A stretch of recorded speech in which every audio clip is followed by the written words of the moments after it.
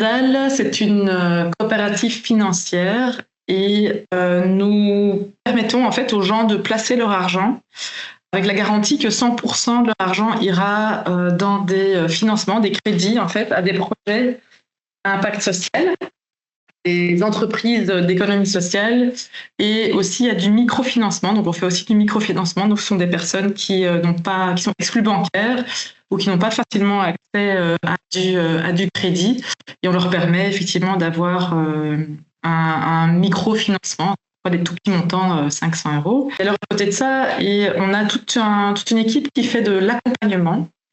Qu'est-ce qu'on entend par accompagnement? En fait, on accompagne, donc on forme et on renforce les compétences d'entreprises, que ce soit en pré-création ou en post-création.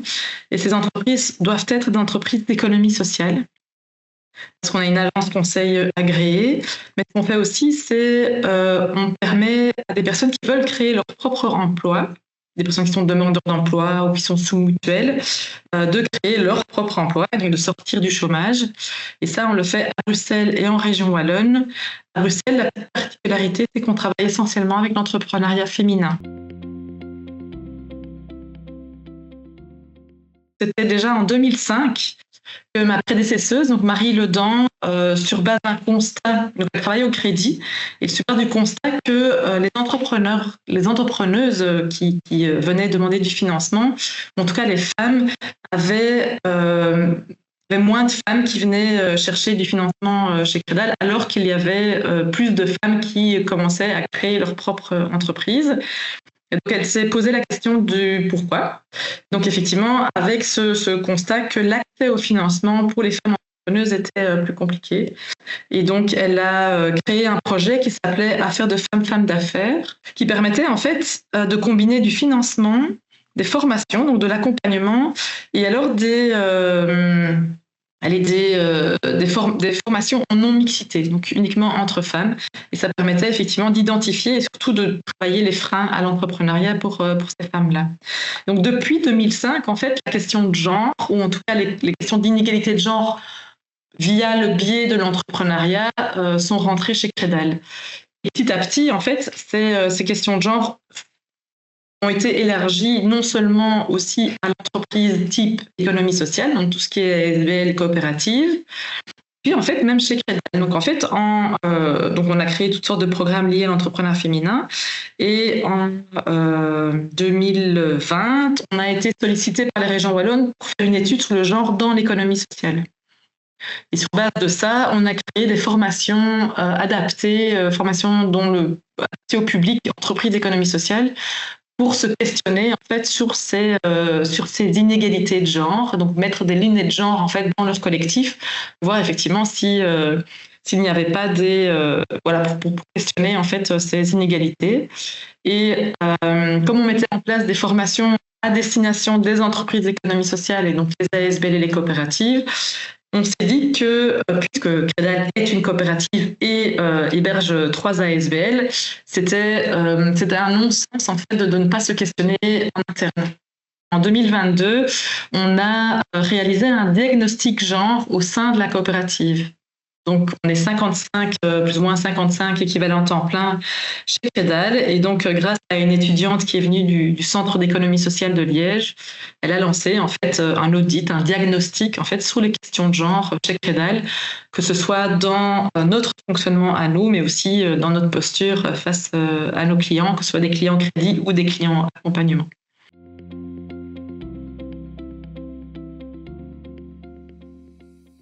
Et effectivement, il y a un certain nombre d'actions qui sont prises ou qui vont être prises, donc ça prend toujours un peu de temps pour que tout cela se mette en place. Et plusieurs recommandations ont été faites, et dans le plan d'action, entre autres, se retrouve bien sûr l'utilisation de l'écriture inclusive, mais aussi le fait d'avoir une personne qui serait référente genre au sein de la structure.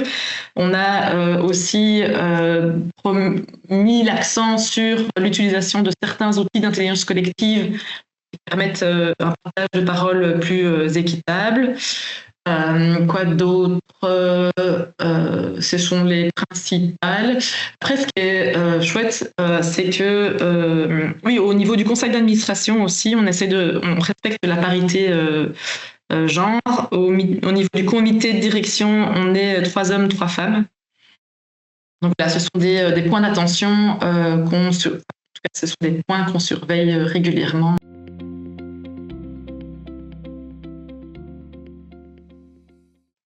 Pour nous, le principal obstacle, je pense, a été de savoir de quoi on parlait. Même si effectivement le genre est une question qui est aujourd'hui beaucoup plus commune, on va dire qu'en 2005, quand on a commencé à se poser des questions sur l'entrepreneuriat féminin, beaucoup de personnes, et même chez Credal, et même dans l'économie sociale, en fait, et surtout finalement dans l'économie sociale où on pense de facto que parce qu'on est économie sociale, on est d'office équitable, c'est pas le cas. Et on a dû vraiment reparler de c'est quoi ces questions de genre et pourquoi est-ce que c'est important de les questionner, qu'on ne pointait pas spécialement certains hommes, qu'on n'était pas dans le... Oui, c'est ça, dans le pointage du doigt, mais plutôt de resituer en fait ce qu'est la question du genre dans une entreprise, en fait. De bien distinguer la partie orientation sexuelle et la partie genre, par exemple. D'autres freins, c'était mais est-ce que ça ne va pas prendre trop de place par rapport au quotidien, au travail quotidien? Est-ce que vraiment, parfois, il y a une question de déni aussi. Est-ce que vraiment, c'est nécessaire de se poser la question? On est quand même chez Credal, on est quand même dans une coopérative, on est dans une ASBL. Ce sont des questions, l'équité, normalement, fait partie de nos valeurs, l'égalité fait partie de nos valeurs. Pourquoi encore se questionner sur cet aspect-là? Donc, vraiment, d'essayer de convaincre que mettre des lunettes de genre, c'est vraiment travailler sur les rapports de pouvoir, en fait. Que soit le genre, en fait, finalement.